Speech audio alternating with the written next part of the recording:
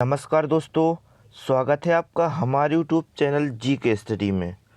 दोस्तों, आज मैं आपको एमपी के टॉप 10 क्वेश्चन लेके आया हूँ जो आगामी परीक्षाओं में आपको बहुत हेल्पफुल होने वाले हैं। तो बिना समय गवाए वीडियो को शुरू करते हैं और वीडियो को अंत तक देखिएगा।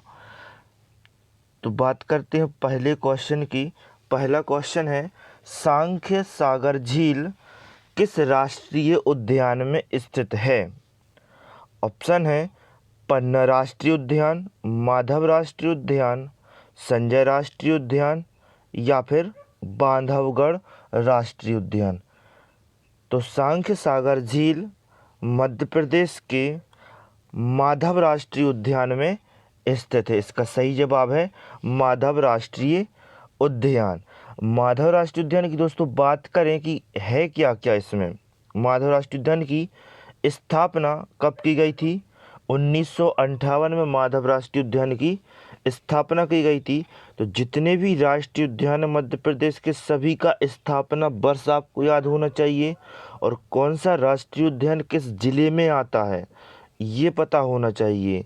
तो आपका 1 नंबर पक्का हो जाएगा। तो माधव राष्ट्रीय उद्यान की स्थापना कब हुई थी?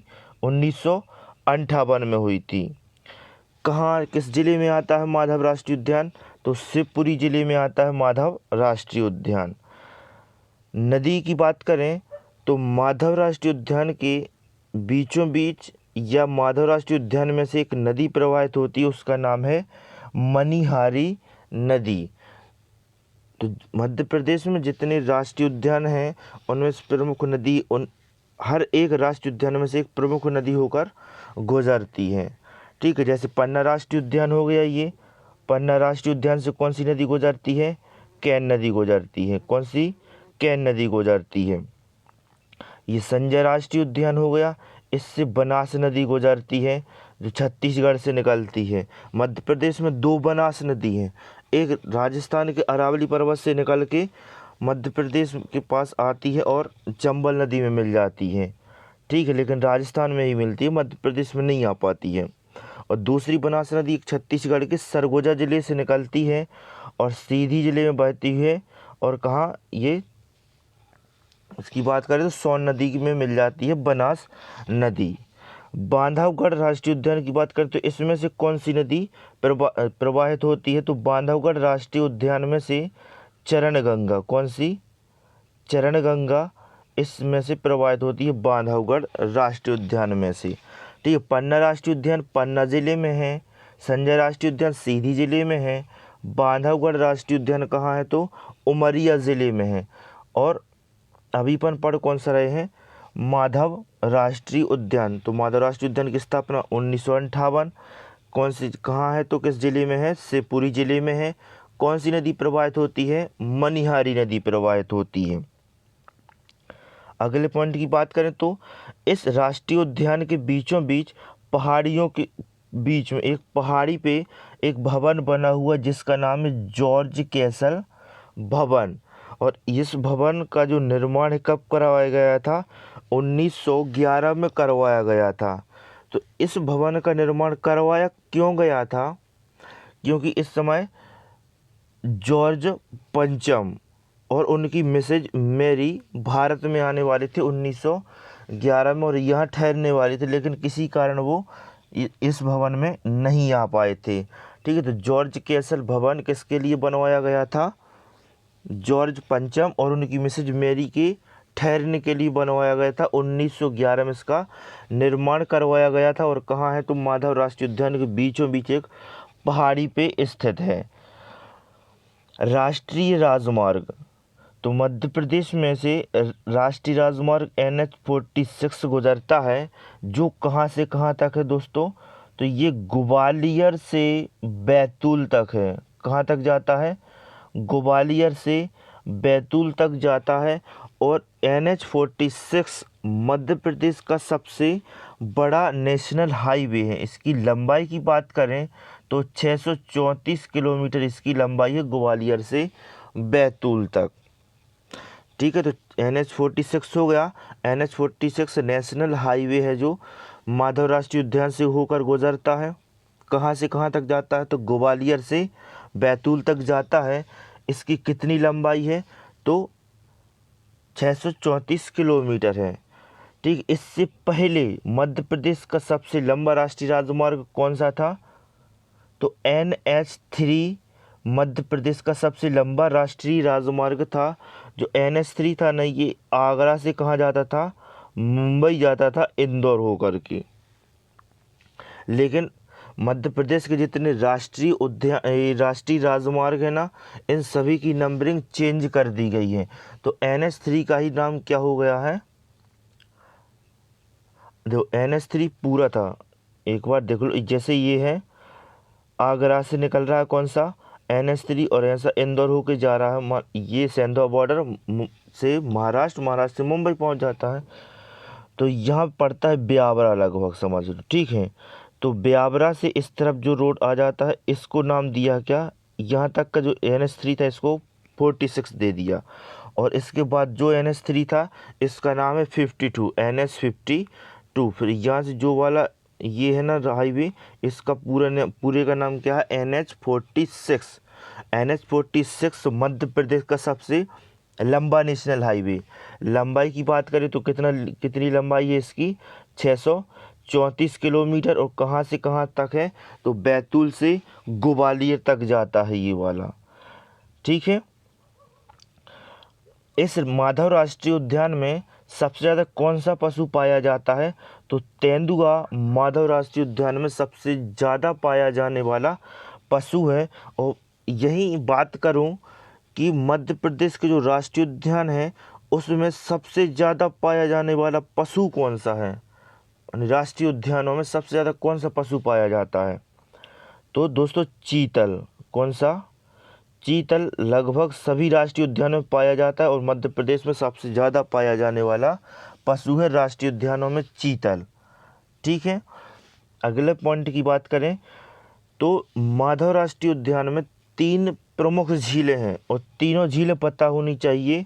तो सांख्य सागर झील तो है ही, ये प्रश्न था अपना कि सांख्य सागर झील किस राष्ट्रीय उद्यान में? माधव में। और इसके अलावा 2 झीलें और हैं, माधव सागर झील और जाधव सागर झील। ठीक है, एक बार देखो, अब अपन MP का मैप अपने सामने रखना, और जैसे आप मैप में देखो, आपको छोटा सा बना के मान के चलो, ये छोटा सा अपना MP है, यहाँ पे शिवपुरी जिला आता है। ठीक है, तो शिवपुरी जिले में ऐसा बना के रखना। और ये कौन सा है शिवपुरी जिले में? तो समझना माधव राष्ट्रीय उद्यान है। और माधव राष्ट्रीय उद्यान में क्या क्या आता है? तो देखो 3 झीलें हैं इस राष्ट्रीय उद्यान में, सांख्य सागर झील, माधव सागर झील और जाधव सागर झील। ठीक है, कौन सा पशु सबसे ज़्यादा पाया जाता है? तो तेंदुआ इसमें सबसे ज़्यादा पाया जाता है। नेशनल हाईवे कौन सा गुजरता है? NH46 गुजरता है, जो मध्य प्रदेश का सबसे लंबा हाईवे है। कौन सा भवन बना हुआ है? जॉर्ज कैसल भवन बना हुआ है, 1911 में बनाया गया था। माधव राष्ट्रीय उद्यान में एक पहाड़ी पे स्थित है। और किसके लिए बनवाया गया था? तो जॉर्ज पंचम और उनकी मिसेज मैरी के स्वागत के लिए बनवाया गया था, रुकने के लिए। और कौन सी नदी प्रवाहित होती है इसमें से? तो मनिहारी नदी इस राष्ट्रीय उद्यान के बीचों बीच से होके प्रवाहित होती है। किस जिले में है माधव राष्ट्रीय उद्यान? शिवपुरी जिले में है। स्थापना कब की गई थी? 1958 में की गई थी। इतना पढ़ लिया तो अपना एक राष्ट्रीय उद्यान कंप्लीट हो गया, और जहाँ तक है अपना एक नंबर भी पक्का हो जाएगा, क्योंकि यहाँ से प्रश्न बनते ही बनते हैं। चलिए अगले प्रश्न की बात करें।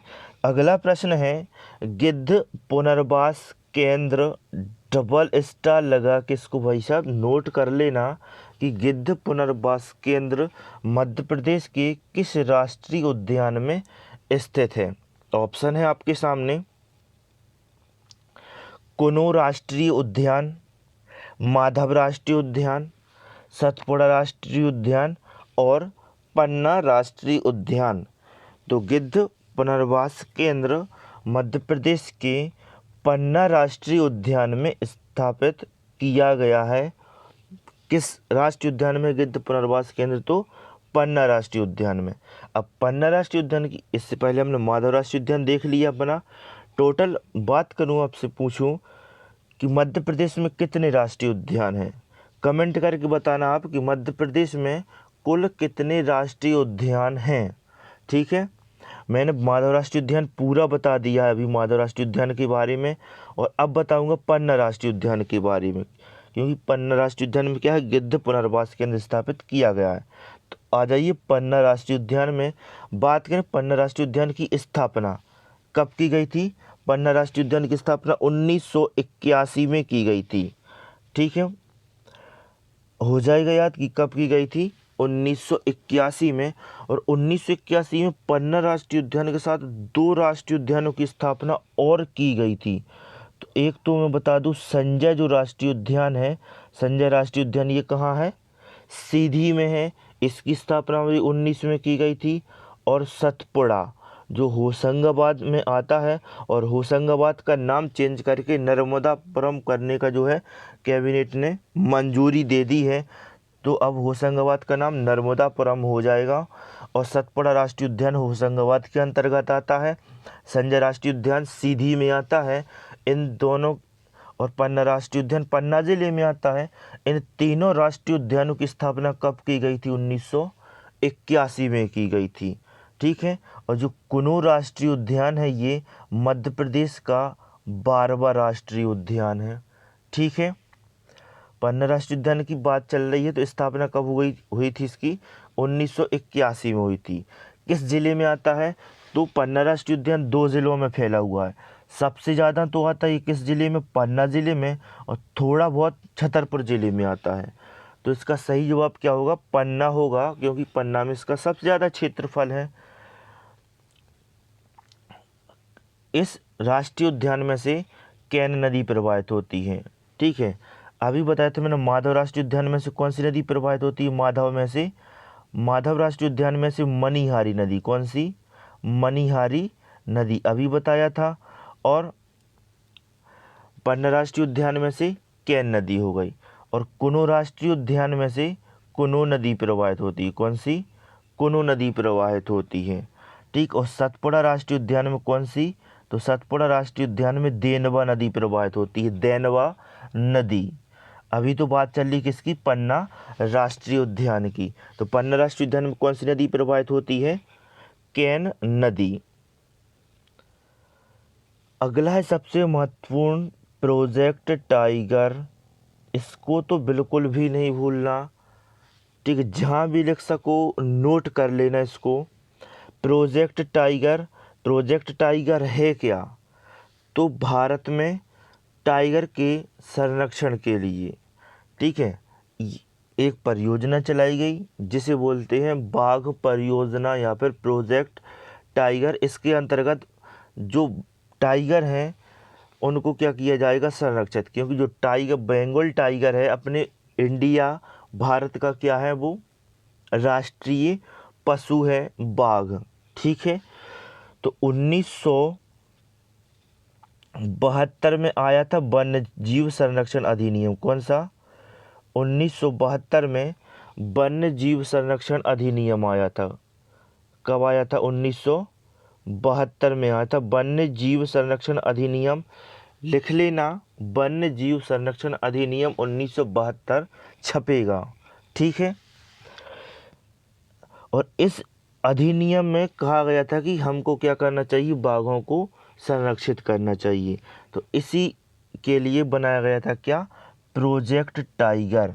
और 72 में आया था वन्य जीव संरक्षण अधिनियम, और 1973 में आया था क्या? Tiger project. भारत में कब आया था टाइगर प्रोजेक्ट? 1973 में आया था। तो आपको बताना है, कमेंट बॉक्स में बताना आप हमें कि भारत का टाइगर मैन किसे कहा जाता है?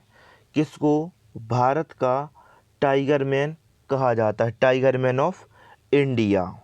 ठीक है, कमेंट बॉक्स में बताना। 1972 में क्या आया?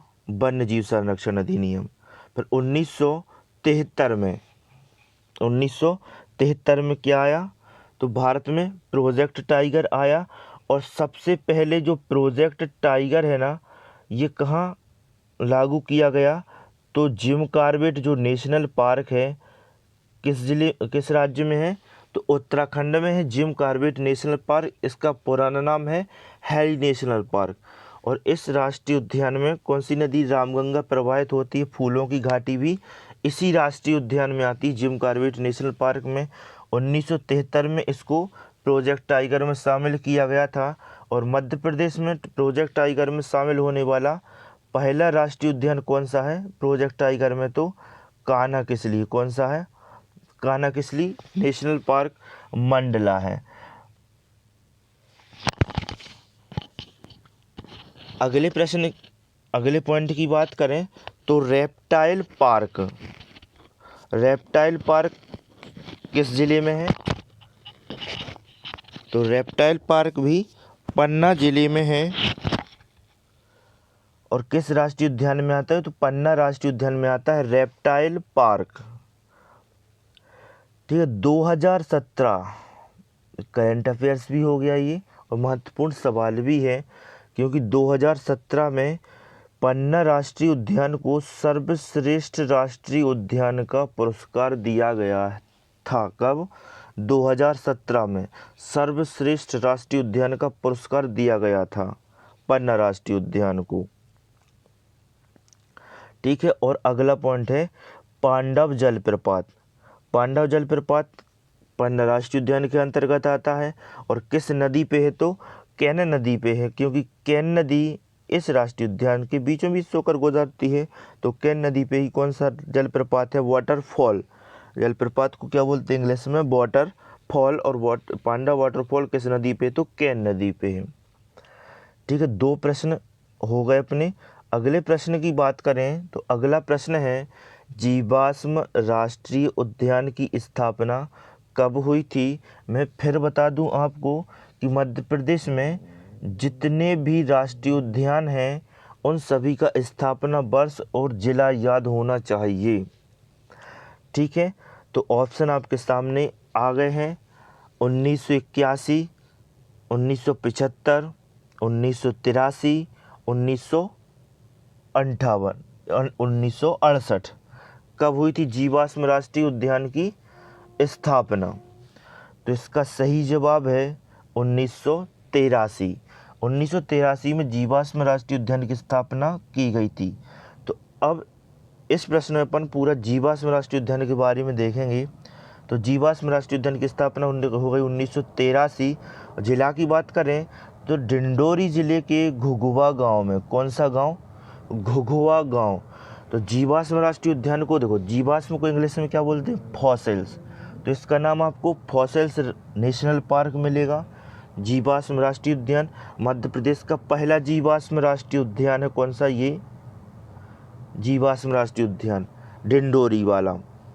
ठीक है, क्योंकि मध्य प्रदेश में 2 जीवाश्म राष्ट्रीय उद्यान हो गए, एक तो यही हो गया और दूसरा डायनासोर जीवाश्म राष्ट्रीय उद्यान धार जिले में हो गया। धार जिले में कौन सा है? जीवाश्म राष्ट्रीय उद्यान, और उसमें डायनासोर के अंडों के जीवाश्म रखे गए हैं। और जो जीवाश्म राष्ट्रीय उद्यान ये डिंडोरी जिले में है, इसमें क्या रखा गया है? तो पेड़ पौधों के जीवाश्म रखे गए हैं। किस जिले में है? डिंडोरी जिले के घुघुआ गांव में है। तो इसको घुघुआ राष्ट्रीय उद्यान भी बोलते हैं, जीवाश्म राष्ट्रीय उद्यान भी बोलते हैं, और फॉसिल्स राष्ट्रीय उद्यान भी बोलते हैं। अगला क्षेत्रफल की बात करें तो इसका क्षेत्रफल है 0.27 वर्ग किलोमीटर। क्योंकि क्षेत्रफल की दृष्टि से जीवाश्म राष्ट्रीय उद्यान मध्य प्रदेश का सबसे छोटा राष्ट्रीय उद्यान है। ठीक है, यही पॉइंट आ गया अपना। देखो, यही बताया अभी मैंने कि क्षेत्रफल कितना 0.27 किलोमीटर स्क्वायर, और मध्य प्रदेश का सबसे छोटा राष्ट्रीय उद्यान है क्षेत्रफल की दृष्टि से। ठीक है, भारत में जीवाश्म अध्ययन का पिता किसे कहा जाता है? तो अशोक साहनी जी को भारत में जीवाश्म अध्ययन का पिता कहा जाता है। अगला प्रश्न देखें। अगला प्रश्न है देनवा नदी मध्य प्रदेश के किस राष्ट्रीय उद्यान में प्रवाहित होती है? अभी जो पिछला क्वेश्चन किया था इससे पहले शायद सेकंड क्वेश्चन था, दूसरा क्वेश्चन उसमें बताया था सतपुड़ा राष्ट्रीय उद्यान, बताया था कि नहीं बताया था। फिर अब आ गया क्वेश्चन, देख लो। देनवा नदी मध्य प्रदेश के किस राष्ट्रीय उद्यान में प्रवाहित होती है? पन्ना राष्ट्रीय उद्यान, सतपुड़ा राष्ट्रीय उद्यान, डायनासोर राष्ट्रीय उद्यान, ओंकारेश्वर राष्ट्रीय उद्यान। तो इसका सही जवाब तो मैंने पहले ही बता दिया था, किस जिले में है और किस राष्ट्रीय उद्यान से प्रवाहित होती है देनवा नदी, तो सतपुड़ा राष्ट्रीय उद्यान से प्रवाहित होती है। अब सतपुड़ा राष्ट्रीय उद्यान की अपन फाइल खोलें तो इसकी स्थापना कब हुई थी? 1981 में। ये भी बताया था सतपुड़ा, संजय और पन्ना, इन तीन राष्ट्रीय उद्यान की स्थापना कब की गई थी? 1981 में की गई थी। सतपुड़ा राष्ट्रीय उद्यान कहाँ आता है? तो होशंगाबाद, और होशंगाबाद का नाम अब क्या हो जाएगा? नर्मदापुरम हो जाएगा। ये कैबिनेट ने मंजूरी दे दी है। तो नर्मदापुरम के साथ, इन होशंगाबाद के साथ मध्य प्रदेश के शिवपुरी जो जिला है, शिवपुरी जिले का भी क्या है? नाम बदल दिया जाएगा। तो आपको कमेंट बॉक्स में बताना कि शिवपुरी जिले का नाम क्या कर दिया जाएगा। ठीक है, आगे बढ़ते हैं। तो अगला पॉइंट है इसका क्षेत्रफल। सतपुड़ा राष्ट्रीय उद्यान का क्षेत्रफल कितना है? 525 वर्ग किलोमीटर। प्रोजेक्ट टाइगर, तो प्रोजेक्ट टाइगर में मध्य प्रदेश के सिर्फ 6 राष्ट्रीय उद्यान शामिल हैं और 1 अभ्यारण्य शामिल है। तो इस प्रकार से टोटल 7 शामिल हैं। ठीक है, 6 राष्ट्रीय उद्यान प्रोजेक्ट टाइगर में शामिल हैं और जो 1 अभ्यारण्य है वह प्रोजेक्ट टाइगर में शामिल है। तो 6 राष्ट्रीय उद्यान कौन कौन से? ये सभी हो जाएंगे। अभी तो एक बता दिया था हमने, कौन सा था? इससे जो पहले पढ़ा था अपन ने। अब ये आ गया है कौन? पन्ना राष्ट्रीय उद्यान प्रोजेक्ट टाइगर में शामिल है। और ये कब से है? तो सतपुड़ा राष्ट्रीय उद्यान प्रोजेक्ट टाइगर में 1999 2000 में शामिल है। कहाँ? प्रोजेक्ट टाइगर में शामिल है। 1999 सन 2000 में हो गया था। अगला पॉइंट है सबसे ज़्यादा कृष्ण मृग, काले हिरण कहाँ पाए जाते हैं? सबसे ज़्यादा काले हिरण या कृष्ण मृग तो सतपुड़ा राष्ट्रीय उद्यान में पाए जाते हैं। ठीक है, अगले प्रश्न की बात करें। अगला प्रश्न है डायनासोर जीवाश्म राष्ट्रीय उद्यान की स्थापना कब की गई थी? बता दिया था मैंने कि अब मध्य प्रदेश में 2 जीवाश्म राष्ट्रीय उद्यान है, एक है धार जिले में और एक है डिंडोरी जिले में। तो डिंडोरी जिले का पूरा बता दिया था मैंने। अब आ गया है डायनासोर जीवाश्म राष्ट्रीय उद्यान धार जिले वाला। ठीक है, तो इसकी स्थापना पूछी कब की गई थी? इसकी स्थापना 2010, 2004, 1958, 2018। तो कब की गई थी इसकी? 2010 में की गई थी। डायनासोर जीवाश्म राष्ट्रीय उद्यान की स्थापना 2010 में की गई थी। ठीक है, 2004 में ओंकारेश्वर की स्थापना की गई थी। इसकी ओंकारेश्वर, और ओंकारेश्वर जो राष्ट्रीय उद्यान है ये खंडवा ज़िले में आता है। ठीक है, और ओंकारेश्वर राष्ट्रीय उद्यान की बात करें तो अभी ये वन विभाग के आंकड़ों में नहीं है। ठीक है, ओंकारेश्वर राष्ट्रीय उद्यान वन विभाग के आंकड़ों में नहीं है।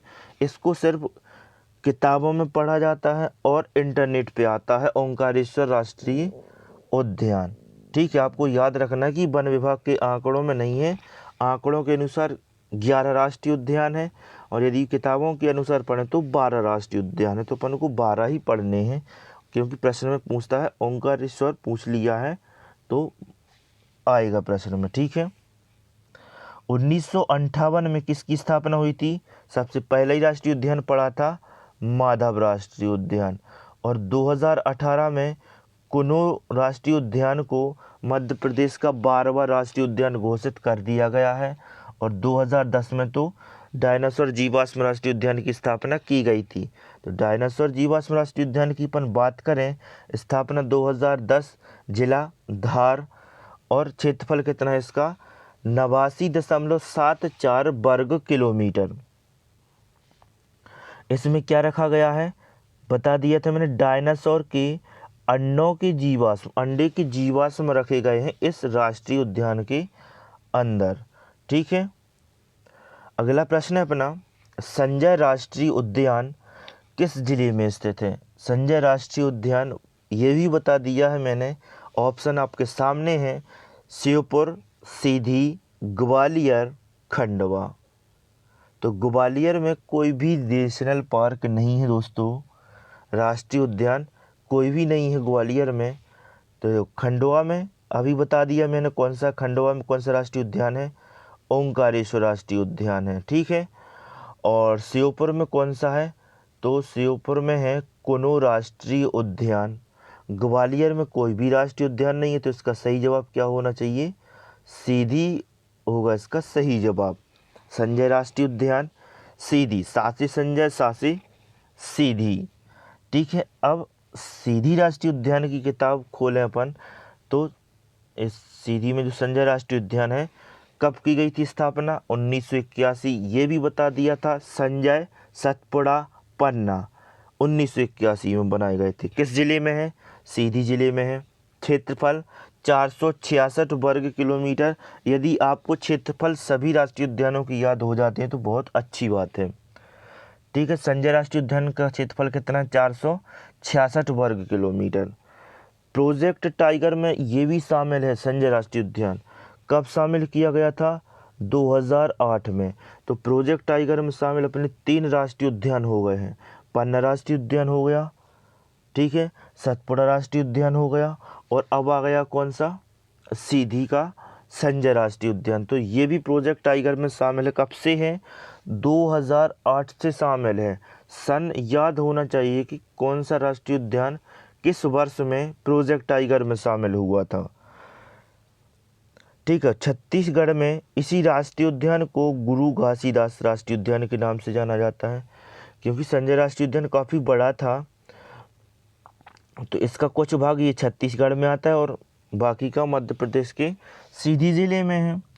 तो जो छत्तीसगढ़ में भाग पड़ता है ना, उसको वहाँ बोलते हैं गुरु घासीदास राष्ट्रीय उद्यान, और अपने जो एमपी में आता है उसको बोलते हैं संजय राष्ट्रीय उद्यान। यदि आपसे बात पूछूं कि संजय गांधी राष्ट्रीय उद्यान किस जिले में है, नहीं, या किस राज्य में है, तो संजय राष्ट्रीय उद्यान तो सीधी मध्य प्रदेश में है, और संजय गांधी राष्ट्रीय उद्यान ये महाराष्ट्र में आता है। तो बहुत अच्छे से याद रखना, संजय गांधी राष्ट्रीय उद्यान महाराष्ट्र, और संजय राष्ट्रीय, सिर्फ संजय राष्ट्रीय उद्यान सीधी जिला मध्य प्रदेश में आता है, ठीक है। कन्हैया जलप्रपात और रामदाहा कुंड किस राष्ट्रीय उद्यान में है भाई साहब, तो ये भी है संजय राष्ट्रीय उद्यान में कन्हैया जलप्रपात। कन्हैया जलप्रपात और रामदाहा कुंड किस जिले में है, सीधी जिले में है। किस राष्ट्रीय उद्यान का भाग है, तो संजय राष्ट्रीय उद्यान का भाग है। सबसे महत्वपूर्ण है लास्ट, नदी वाला, कि कौन सी नदी प्रवाहित होती है इसमें से, कौन सी नदी, तो बनास नदी। बनास नदी कहाँ से निकलती है, बनास नदी ये छत्तीसगढ़ से निकलती है। कहाँ से निकलती है, छत्तीसगढ़ की सरगुजा, छत्तीस और गढ़ लिख दिया तो हो गया क्या, छत्तीसगढ़। जो छत्तीसगढ़ की सरगुजा तहसील से निकलती है बनास नदी, सोन नदी की सहायक नदी है, और ये संजय राष्ट्रीय उद्यान से होकर प्रवाहित होती है, ठीक है। अगले प्रश्न की बात करें तो अगला प्रश्न है अपना, चिड़ीखो झील किस अभ्यारण्य में स्थित है। चिड़ीखो झील एमपी कांस्टेबल 2021 पूछ लिया गया है। चिड़ीखो झील सबसे महत्वपूर्ण, हर जितनी भी बार व्यापक प्रश्न परीक्षा लेगी ना, तो ये प्रश्न नहीं छोड़ती है। चिड़ीखो झील किस राष्ट्रीय उद्यान या अभ्यारण्य में स्थित है, ठीक है। ऑप्शन आपके सामने है, नरसिंहगढ़ अभ्यारण्य, रालामंडल, रातापानी, करेरा, ठीक है। सबसे आप नरसिंहगढ़ अभ्यारण्य की बात करें तो किस जिले में आता है, राजगढ़ जिले में, ठीक है। किस जिले में है, राजगढ़ जिले में नरसिंहगढ़। रातापानी रायसेन में है। रातापानी अभ्यारण्य किस जिले में है, रायसेन। करेरा अभ्यारण्य कहाँ है, भगवान शिव की नगरी शिवपुरी में है। और रालामंडल कहाँ है, इंदौर में है। रालामंडल क्षेत्रफल में मध्य प्रदेश का क्या है, सबसे छोटा अभ्यारण्य है। करेरा अभ्यारण्य शिवपुरी जिले में है। इसमें सोन चिरैया का संरक्षण किया जा रहा है। रातापानी रायसेन में है। और मध्य प्रदेश का एकमात्र अभ्यारण्य है जो टाइगर प्रोजेक्ट में शामिल है। अभी बताया था मैंने कि मध्य प्रदेश की 6 राष्ट्रीय उद्यान और एक अभ्यारण्य प्रोजेक्ट टाइगर में शामिल है। तो रायसेन का जो रातापानी अभ्यारण्य वही है टाइगर प्रोजेक्ट में शामिल। और नरसिंहगढ़ अभ्यारण्य कहाँ है, तो राजगढ़ में है। ठीक है, और नरसिंहगढ़ ही अभ्यारण्य में क्या, तो चिड़ीखो झील। ठीक है, इसका सही जवाब क्या है, चिड़ीखो झील किस अभ्यारण्य में है, तो नरसिंहगढ़ अभ्यारण्य में है चिड़ीखो झील। नरसिंहगढ़ अभ्यारण्य की बात करें तो इसकी स्थापना 1974। तो कुछ गिने चुने अभ्यारण्य है मध्य प्रदेश के जिनका अपन को स्थापना वर्ष याद करना है। तो नरसिंहगढ़ अभ्यारण्य की स्थापना कब की गई थी, 1974 में की गई थी। किस जिले में आता है, राजगढ़ जिले में आता है। चिड़ीखो झील के कारण राजगढ़ को या नरसिंहगढ़ या फिर पूरे राजगढ़ को मालवा का कश्मीर कहा जाता है, क्योंकि इस झील की जो बनावट है ना कुछ इस प्रकार की है, ऐसी है। एक तो चिड़िया के आकार की दिखती है और ऐसा ही अपना कश्मीर है मध्य भारत का, इसी प्रकार के आकार का है। तो इसको बोलते हैं चिड़ीखो झील और इसको मालवा का कश्मीर बोलते हैं। ठीक है, अगला पॉइंट क्या है इसमें, चिड़ीखो झील का निर्माण किसने करवाया था और कब करवाया था। तो चिड़ीखो झील का निर्माण राजा विक्रम सिंह ने करवाया था 1935 में। 1935 में झील का निर्माण करवाया गया था। किसने करवाया था, विक्रम सिंह ने करवाया था। राजगढ़ की जो राजगढ़ रियासत थी वहाँ के राजा थे विक्रम सिंह, उन्होंने करवाया था। ठीक है, अगला प्रश्न है अपना, चीता पुनर्वास केंद्र। चीता पुनर्वास केंद्र स्टार लगा लेना क्वेश्चन पे, यहाँ से तो प्रश्न बनेगा ही बनेगा। चीता पुनर्वास केंद्र कहाँ है, आ गए ऑप्शन आपके सामने, नौरादेही, सैलाना फ्लोरिकन अभ्यारण्य, घाटी गांव अभ्यारण्य या फिर बोरी घाटी अभ्यारण्य। जब तक आप इसका सही जवाब बताइए, बाकी मैं ऑप्शन का पोस्टमार्टम करता हूँ। तो नौरादेही अभ्यारण्य की बात करें तो ये कहाँ है, सागर जिले में आता है। ठीक है, नौरादेही अभ्यारण्य किस जिले में आता है, सागर जिले में आता है। क्षेत्रफल की दृष्टि से मध्य प्रदेश का सबसे बड़ा अभ्यारण्य है, 1194 इसका वर्ग किलोमीटर क्षेत्रफल है। घाटी गांव कहाँ है, तो ग्वालियर जिले में आता है घाटी गांव अभ्यारण्य, और इसमें सोन चिरैया का संरक्षण किया जा रहा है। तो मध्य प्रदेश के 2 अभ्यारण्य हैं जिसमें सोन चिरैया का संरक्षण किया जा रहा है, करेरा अभ्यारण्य शिवपुरी, घाटी गांव अभ्यारण्य ग्वालियर। ठीक है, फिर आ गया बोरी घाटी। बोरी घाटी आता है भाई साहब होशंगाबाद में। कहाँ आता है, होशंगाबाद में आता है बोरी घाटी अभ्यारण्य। और बोरी घाटी अभ्यारण्य किसके लिए फेमस है, तो सागौन के वृक्ष के लिए फेमस है। सबसे ज़्यादा सागौन वृक्ष मध्य प्रदेश में बोरी घाटी में पाए जाते हैं। ठीक है, बोरी नदी का नाम है जो कहाँ प्रवाहित होती है, नर्मदा, होशंगाबाद में नर्मदापुरम में प्रवाहित होती है बोरी नदी, और उसका नाम क्या, घाटी का बोरी घाटी। सबसे ज़्यादा सागौन के वृक्ष हैं। सागौन के वृक्ष मध्य प्रदेश में सबसे ज़्यादा पाया जाने वाला वृक्ष कौन सा है, सागौन का ही वृक्ष है, जो मध्य प्रदेश में 17.88% पाया जाता है सभी वृक्षों का। ठीक है, और सैलाना फ्लोरिकन अभ्यारण्य ये कहाँ स्थित है, तो सैलाना फ्लोरिकन ये रतलाम में स्थित है। इसमें खरमोर पक्षी का संरक्षण किया जा रहा है। कहाँ है ये, रतलाम में। ठीक है, तो रतलाम में है सैलाना फ्लोरिकन अभ्यारण्य। अब इसके सही जवाब की बात करें तो चीता पुनर्वास केंद्र कहाँ स्थित है, नौरादेही अभ्यारण्य में। नौरादेही की फाइल खोल लें अपन, तो नौरादेही अभ्यारण्य की स्थापना 1975 में की गई थी। 74 में, इससे पहले 1974 देखा कौन सा, नरसिंहगढ़ अभ्यारण्य। ठीक है, 1975 नौरादेही अभ्यारण्य कहाँ है, सागर जिले में है। ये 4 जिलों में फैला हुआ है यह अभ्यारण्य।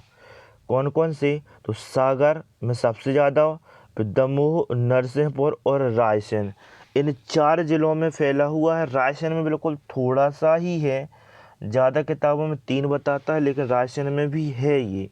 तो 4 ज़िलों में फैला हुआ है यह अभ्यारण्य।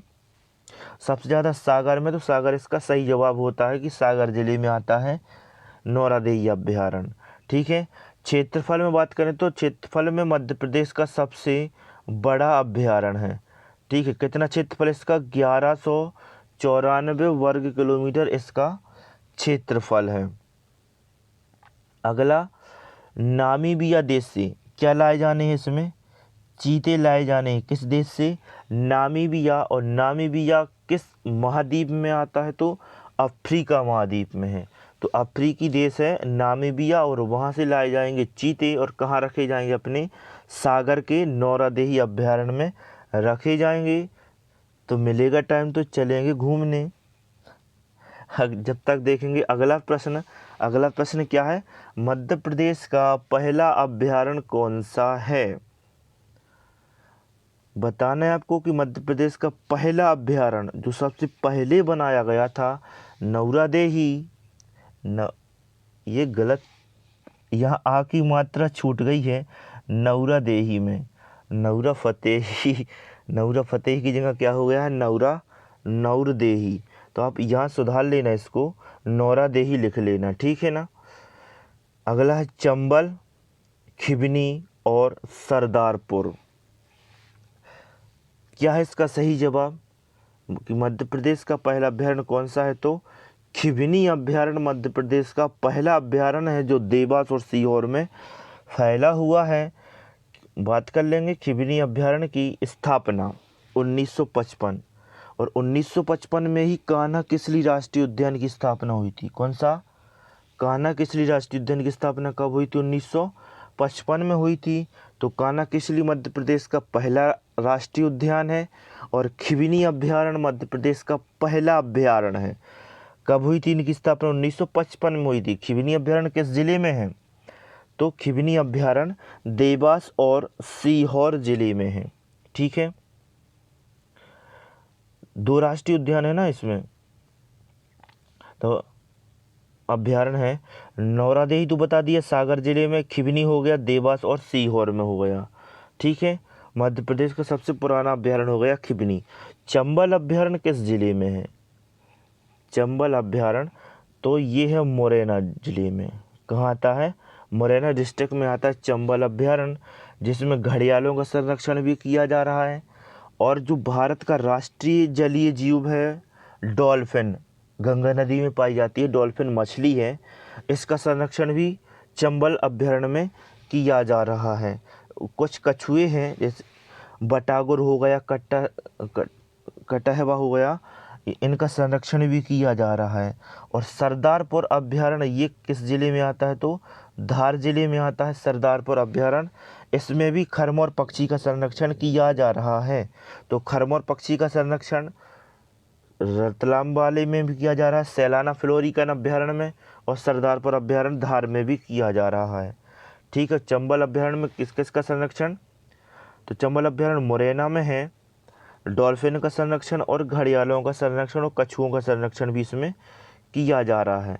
और टॉप 10 में अपना अंतिम प्रश्न है, मध्य प्रदेश का चावल अनुसंधान केंद्र किस जिले में स्थित है? चावल अनुसंधान केंद्र।